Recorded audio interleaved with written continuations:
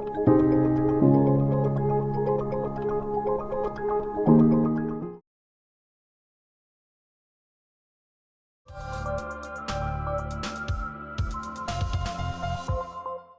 मैं हूँ ओके। राशि सहाय और आप देख रहे हैं MediCircle. Today on a world heart awareness series we have doctor Vikas Purohit with us. Doctor Vikas Purohit NIMS super speciality hospital Jaipur में एक इंटरवेंशनल कार्डियोलॉजिस्ट हैं और उन्होंने पिछले 7 सालों में इस रूप में काम किया है। Welcome to MediCircle doctor Vikas Purohit. Thank you, and welcome to all our people who are listening to this conversation as well.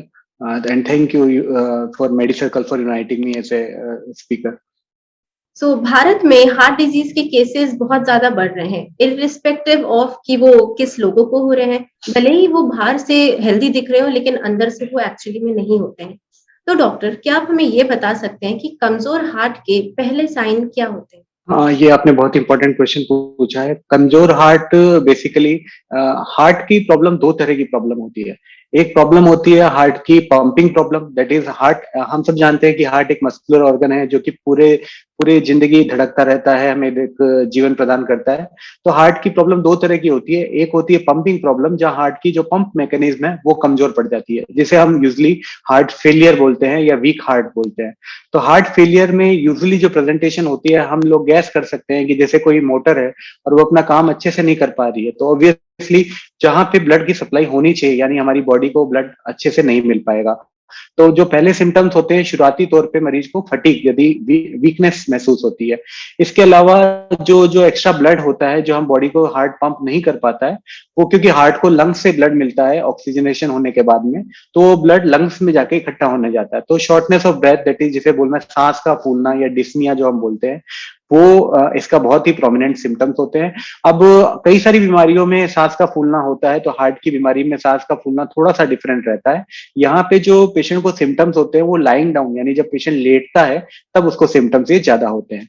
इसके अलावा जैसे जैसे बीमारी प्रोग्रेस होती है और लक्षण प्रकट होते हैं, जैसे कि हाथ पैरों के अंदर सूजन आ जाना, पैरों में सूजन आ जाना, खास करके इवनिंग के टाइम पे। और इसके अलावा कई बार अचानक से धड़कन का तेजी से बढ़ जाना, जिसे हम पाल्पिटेशंस भी बोलते हैं, वो भी इस बीमारी के लक्षण होते हैं। और कभी कभी कुछ हार्ट की बीमारियां ऐसी भी होती है जो पेशेंट को सडनली लॉस ऑफ कॉन्शियसनेस या चक्कर खा के गिर जाना। तो ये वैसे तो इसके कई सारे कॉज होते हैं, दिमाग से रिलेटेड भी कॉज होते हैं, लेकिन एक इंपॉर्टेंट कॉज जो आपको चक्कर खा के गिर जाने का हार्ट से रिलेटेड प्रॉब्लम है। तो ब्रॉडली ये सब सिम्टम्स हार्ट से रिलेटेड बीमारी की तरफ एक इशारा करते हैं। जी डॉक्टर। क्या आप हमें ये बता सकते हैं कि ब्लड टेस्ट करवाने से हार्ट डिजीज डिटेक्ट हो सकते हैं? हाँ, ये एब्सोल्युटली बहुत ही जरूरी है, क्योंकि बेसिकली ये होता है कि हमें हार्ट डिजीज तो लाइफ में लेटर स्टेजेस में डेवलप होती है, या एक जैसे हार्ट अटैक किसी को होता है तो अचानक, लेकिन उससे पहले कई सारे रिस्क फैक्टर्स होते हैं जो कि आपके बॉडी में या आपके आजू बाजू मौजूद रहते हैं। वो रिस्क फैक्टर्स लॉन्ग टर्म में लेके आपको एक हार्ट डिजीज की तरफ लेके जाते हैं। तो ब्लड टेस्ट, जैसे ब्लड टेस्ट या जनरल चेकअप जो हम बोलते हैं, वो इस तरफ कई चीजों में हमें हेल्प करता है। जैसे फॉर एग्जांपल जो मेजर हार्ट के रिस्क फैक्टर जो हार्ट अटैक की तरफ ले जाते हैं, diabetics mellitus, hypertension, other than that dyslipidemia, जैसे हाई कोलेस्ट्रॉल लेवल। कोलेस्ट्रॉल में भी total cholesterol and LDL level जो होते हैं वो बहुत हाई होते हैं, जो एसोसिएशन जिनका प्रूवन है कि वो हार्ट डिजीज की तरफ ले जाते हैं। तो ये blood test general blood test है। अब मैं कोई और स्पेसिफिक टेस्ट की तरफ अगर जाना चाहूँ, तो दो तरह की हार्ट की बीमारियां, जैसे मैंने आपको बताया, प्लम्बिंग प्रॉब्लम जब होती है तो उसके कई सारे मार्कर्स होते हैं जिन्हें हम बायोमार्कर्स बोलते हैं, जैसे BNP and terminal pro BNP. तो ये आपकी सिम्टम्स के हिसाब से, जैसे आप सांस फूलने की तकलीफ लंबे टाइम्स के साथ लेके आते हैं, तो ये मार्कर्स करा के हम देखते हैं। इसके अलावा हार्ट अटैक का अलग से ट्रोपोनिन या क्रिएटिन काइनेज हार्ट अटैक के मार्कर्स होते हैं, जो अगर उस सिम्टम्स के साथ आप डॉक्टर के पास जाएंगे तो वो एडवाइस करते हैं। ये मार्कर आपको ना केवल डायग्नोसिस में हेल्प करते हैं, लेकिन अगर इनके लेवल्स बहुत ज्यादा होते हैं तो ये प्रोग्नोसिस, यानी कि आपकी जो बीमारी है उसका आउटकम लॉन्ग टर्म कैसा रहने वाला है, उसको डिसीजन मेकिंग में भी हमें हेल्प करते हैं। तो टाइमली इन चीजों का, और इसके अलावा रूटीन चेकअप जो है वो भी काफी हेल्प करता है हमें लोगों को टाइमली डायग्नोसिस करने में।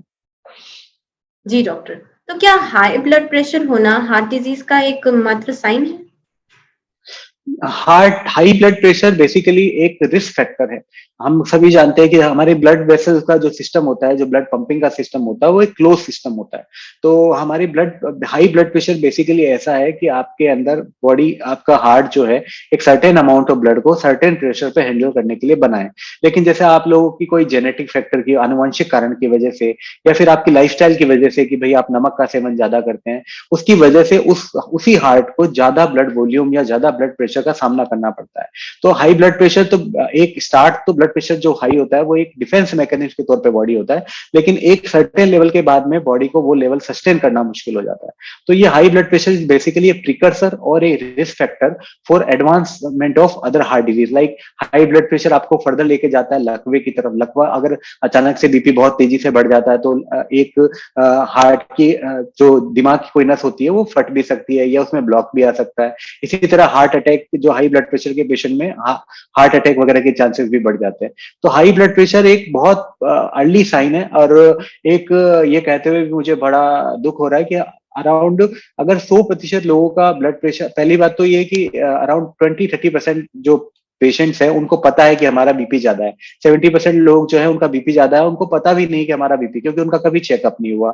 और जो 30% जो लोग बता रहा हूं मैं जिनका बीपी ज्यादा है, उनमें भी 2/3 का बीपी किसी ना किसी कारण से कंट्रोल नहीं हो पा रहा है। तो ये एक ऐसा, हाई ब्लड प्रेशर एक ऐसा इश्यू है कि यहाँ पे अगर इफेक्टिवली थेरेपी लिया जाए तो बहुत सारी डेथ जो है वो प्रिवेंटेबल है फ्यूचर में जाके। सिंगर के, फेमस सुपरस्टार पुनीत राजकुमार, सिद्धार्थ शुक्ला, दीपेश भान, इन सेलिब्रिटीज ने हार्ट अटैक की वजह से अपनी जान गंवा दी थी। तो क्या डॉक्टर हार्ट डिजीज का पता लगाया जा सकता है? बेसिकली हार्ट डिसीज का पता लगाने के लिए जो सबसे इम्पोर्टेंट पॉइंट है कि जनरल हेल्थ चेकअप, जो जैसे कोई पेशेंट हमारे पास आता है तो हम एक हेल्थ, जो हार्ट की दो तरह की इन्वेस्टिगेशन करना प्रेफर करते हैं। एक तो ईसीजी और जनरल इकोकार्डियोग्राफी जो जांच होती है, वो हार्ट की मसल्स कैसी है, हार्ट की पंपिंग क्षमता कैसी है, उसके बारे में हमें बताता है। हार्ट में कोई जैसे मैन्युफैक्चरिंग डिफेक्ट जो हम बोल सकते हैं, जैसे कि जो बच्चों में कंजेनाइटल हार्ट डिजीज होती है वो हमें पता चल सकती है। जैसे बच्चे किसी का ग्रोथ नहीं हो पा रहा है, तो इस तरह का हेल्प करता है। लेकिन इसके अलावा कई सारे टेस्ट होते हैं जब हम हार्ट को स्ट्रेस देके थोड़ा देखते हैं, जैसे ट्रेडमिल टेस्ट है या फिर स्ट्रेस इको है। इसके अलावा कई सारे स्ट्रेस परफ्यूजन स्टडीज भी होते हैं, या फिर सीटी कोरोनरी एंजियोग्राफी, जो रिक्वायरमेंट के हिसाब से अलग अलग पेशेंट। तो ये डिफरेंट टेस्ट होते हैं। ये अगर एडिक्वेटली अगर किसी पेशेंट्स में इंडिकेशन या हाई रिस्क प्रोफाइल है, स्पेशली जैसे 21 ईयर्स के बाद में हम लोग पेशेंट्स को बोलते हैं कि डायबिटीज मेलाइटस हो या हाइपरटेंशन, ब्लड प्रेशर है या फिर लिपिड्स है, उनका स्क्रीनिंग करो। अगर ये रिस्क फैक्टर पॉजिटिव आते हैं, एक बहुत इंपॉर्टेंट जो रिस्क फैक्टर है जो यंग जनरेशन से स्टार्ट हो जाता है वो है स्मोकिंग। अगर आप स्मोकिंग, बहुत कम लोग जानते हैं कि आप स्मोकिंग अगर करते हैं तो आपको हार्ट अटैक के चांसेस बहुत ज्यादा बढ़ जाते हैं। इवन यंग जनरेशन में तो 40 साल से कम उम्र में सबसे ज्यादा कॉस्टली हार्ट अटैक का स्मोकिंग रिलेटेड फैक्टर रहता है। तो ये सब जो फैक्टर्स अगर किसी पेशेंट में होते हैं तो फिर हम उनको आगे एडवांस टेस्ट के लिए भी, और या सिम्टम्स होते हैं जो सजेस्ट करते हैं कि हार्ट डिजीज है, तो हम आगे एडवांस टेस्ट, ये सब जो स्ट्रेस इको या ट्रेडमिल टेस्ट वगैरह करके देखते हैं। इनमें हम पेशेंट के हार्ट को थोड़ा स्ट्रेस देके देखते हैं। तो इस अगर इस तरह के टेस्ट में आगे जाके ये होता है कि अगर किसी हार्ट में कोई प्लम्बिंग प्रॉब्लम है, यानी हार्ट को जो ब्लड वेसल हार्ट को सप्लाई कर रही है उनमें कहीं ब्लॉकेज आ गया है, तो हमें वो पता चल जाता है। और अगर ये सब चीजें सिम्टोमेटिक पेशेंट्स में होती है तो हम या तो उनका ट्रीटमेंट स्टार्ट कर सकते हैं, और अगर नेसेसरी हो तो हम आगे उनका further taste like coronary angiography करके हम लोग एसरटेन कर सकते हैं कि आगे कोई ट्रीटमेंट की रिक्वायरमेंट है या नहीं। जी डॉक्टर, सो जैसे कि आजकल हार्ट डिजीज के केसेस काफी ज्यादा बढ़ रहे हैं, तो हमें कितनी बार डायग्नोसिस के लिए जाना चाहिए और किस तरह का टेस्ट हमें करना चाहिए? देखिए, सबसे इम्पोर्टेंट पार्ट तो ये है कि जब कहीं भी इस तरह की न्यूज चलती है कि किसी की सडन डेथ हुई हार्ट अटैक की वजह से, तो सबसे बड़ी बात तो इसमें कोई पैनिक करने वाली बात नहीं है। अगर आपकी लाइफस्टाइल बहुत ही अच्छी है, आपने कोई भी जैसे फॉर एग्जांपल किसी तरह का कोई मेजर एडिक्शन नहीं है, आप बहुत ही कंटिन्यूसली आप फिजिकल एक्सरसाइज वगैरह करते हैं, तो ये सब तरह की प्रॉब्लम होने के चांसेस कम होते हैं। खास करके आप डायबिटीज नहीं है, या अगर आप डायबिटिक हैं भी तो भी आपने अपनी शुगर लेवल को काफी कंट्रोल कर रखा है, आपने अपना लाइफस्टाइल में जो हाई ग्लाइसेमिक इंडेक्स वाले फूड को आपने अवॉइड किया है या आपका ब्लड प्रेशर कंट्रोल है, तो यूजुअली आपको कोई सिम्टम्स नहीं है तो कोई भी पैनिक करने की जरूरत नहीं है। तो लेकिन अगर जनरल चेकअप हम कहें तो अगर किसी पेशेंट को अगर स्पेशली किसी पेशेंट को अगर सिम्टम्स हैं तो मैंने जैसे आपको ये इन्वेस्टिगेशंस वगैरह सजेस्ट की, तो वो हम आप प्रॉपर तरीके से डॉक्टर से मिलके ये सब टेस्ट वगैरह वो आपके सिम्टम्स के हिसाब से एडवाइस करेंगे और उसके अकॉर्डिंग देख सकते हैं। और और अगर कई कुछ हाई रिस्क प्रोफेशंस होते हैं उनके अंदर फिर रूटीनली हम इन टेस्ट को रिकमेंड करते हैं, क्योंकि इस तरह से जैसे कोई लोको पायलट है या तो कोई जैसे पायलट्स वगैरह या फिर ट्रेन ड्राइवर, इस तरह की कुछ स्पेसिफिक प्रोफेशन है जहां ये सब टेस्ट रूटीनली होने की जरूरत है। अदरवाइज तो हम लोग ये सब टेस्ट केवल और केवल सिम्टम्स एंड साइंस के अकॉर्डिंग सजेस्ट करते हैं। और सडन डेथ से एक और इम्पोर्टेंट पॉइंट, कई लोग जिम ज्वाइन करते हैं और वहां पे क्या सडनली वो रेजिस्टिव ट्रेनिंग जैसे हाई वेट ट्रेनिंग स्टार्ट कर देते हैं, तो इस चीज से हमें बचना चाहिए। अगर आपकी सिडेंटरी लाइफस्टाइल है और अगर आप कहीं उसको स्विच कर रहे हैं कि कहीं जिम या एक्सरसाइज वाला स्केड्यूल आप ज्वाइन कर रहे हैं, तो आपको गो स्लो वाला एटीट्यूड रखना चाहिए, क्योंकि मिडिल एज में ना केवल आपको इस तरह सडन आपको हार्ट को प्रेशर या स्ट्रेस देने से हार्ट अटैक के चांसेस बढ़ जाते हैं, अब मसल वियर एंड टियर के चांसेस भी ऐसी सिचुएशन में बढ़ जाते हैं। तो एक तरह सा सेटबैक ही होता है। तो ये एक एडवाइस है मैं देना चाहूंगा कि सडन और कई सारे हार्ट की बीमारी होती है अनएक्सप्लेन्ड सडन डेथ के भी कारण होते हैं, जो कि इलेक्ट्रिक प्रॉब्लम होती है, जैसे आनुवंशिक कोई बीमारी है जिनमें एक्सर्शन करने से ही सडन डेथ होने के रिस्क रहते हैं। तो वो भी एक रूटीन हार्ट चेकअप, इको या फिर अदर स्टडीज में हम पता कर सकते हैं। जी डॉक्टर, तो मेडी सर्कल में हमेशा हमारी यही कोशिश रही है कि हम हमारे दर्शकों तक ज्यादा से ज्यादा इन्फॉर्मेशन पहुंचा सकें। तो इसके लिए आज हम एक छोटा सा क्वेश्चन आंसर सेशन कंडक्ट करेंगे, जिसमें से कि आप हाँ या ना में या तो फिर एक और 2 सेंटेंसेस में उसका जवाब दे सकते हैं। तो डॉक्टर, मेरा पहला सवाल ये है कि क्या सीने में दर्द होना हार्ट डिजीज का एकमात्र साइन है?